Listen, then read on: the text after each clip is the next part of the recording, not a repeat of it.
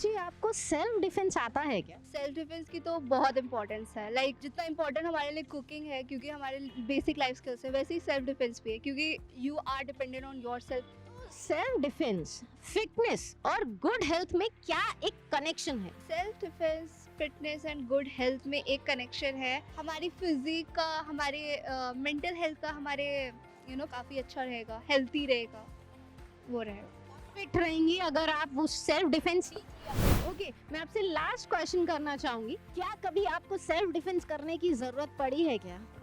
या फंसी हूँ, ऑब्वियसली सब फंसते हैं, तो इट्स नॉट लाइक आई क्या किया आपने उस टाइम? सीरियसली मेरे से इंस्पायर मत होना। मैंने बस इग्नोर किया, मैंने अवॉइड किया, मैंने उसके लिए कुछ सच एक्शन नहीं लिए उस टाइम। तो फिर तो आपने अवॉइड किया, आप हमारी जनता को राय देना चाहेंगे कि उनको क्या करना चाहिए अगर वो कभी सेल्फ डिफेंस इसमें फंसे, और सेल्फ डिफेंस उन्हें सीखना चाहिए कि नहीं? हमें सीखना चाहिए, उन्हें नहीं, हम सबको सीखना चाहिए। एंड या they should take action about that. मैं आपसे पहले पूछना चाहूंगी, सेल्फ डिफेंस का मतलब क्या होता है?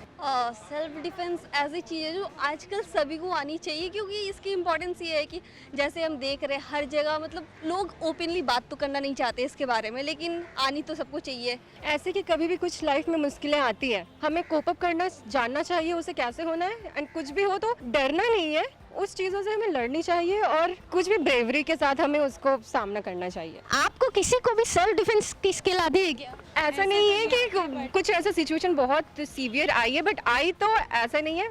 हम लोग ऐसे हैं कि कोप अप कर सकते हैं और कुछ भी सामने से हो तो हम लोग डील करने जानते हैं। अच्छा, इसकी क्या इम्पोर्टेंस है आपकी लाइफ में, सेल्फ डिफेंस? इम्पोर्टेंस अगर कहे इन केस, अगर मुझे आज सेल्फ डिफेंस नहीं आ रहा और मेरे साथ छिड़कानी हो रही है, और तो वहाँ पे तो मैं नल्ली बैठ गई, मुझे आ ही नहीं रहा, मैं कुछ नहीं कर पा रही हूँ। अगर आ रहा तो उस जगह पे मैं हाथ पैर चला रही हूँ, कुछ कर पा रही हूँ, किसी को ये कर दी, तो मतलब वो तो एक तरह से मतलब कि मेरे लिए संजीवनी बूटी जैसा काम कर दिया ना, कि मुझे कुछ तो आ रहा है, मैं कुछ कर दी। इंडिया जैसी जगह के लिए तो हर लड़की को थोड़ी एटलीस्ट उतनी भी नहीं कि जाके तुम अलग से कुछ एक क्लासेस करो, बट इतनी कि सेल्फ प्रिपेयर्ड होनी चाहिए कि तुम्हारे साथ कुछ भी जो हो रही है ना उसके लिए डील करो। बहुत बढ़िया बोला आपने। दुनिया ही डिजिटल हो रही है, तो एटलीस्ट ये नहीं है कि टेक्नोलॉजी के साथ तुम थोड़ा आगे बढ़ो और ये सब कुछ जानो कि एटलीस्ट फ़ोन के साथ कनेक्शन कैसे, क्या कनेक्टिविटी, किस नंबर पे तुम तुरंत कॉल कर सकती हो, कुछ हो सकता है, उसके साथ तुम थोड़ा ये सब जानो, जानकारी रखो कि कहाँ तुम फंस रही हो तो तुम किसको कॉल लगा सकती हो। तो ये सब टेक्नोलॉजी के साथ उसको आगे बढ़ना है। जो हम आज स्किल की बात कर रहे हैं कि आपको ये सब जूडो कराटे ये सब आना चाहिए, इसका और फिटनेस का और आपके मतलब मेंटल पीस में क्या कनेक्शन?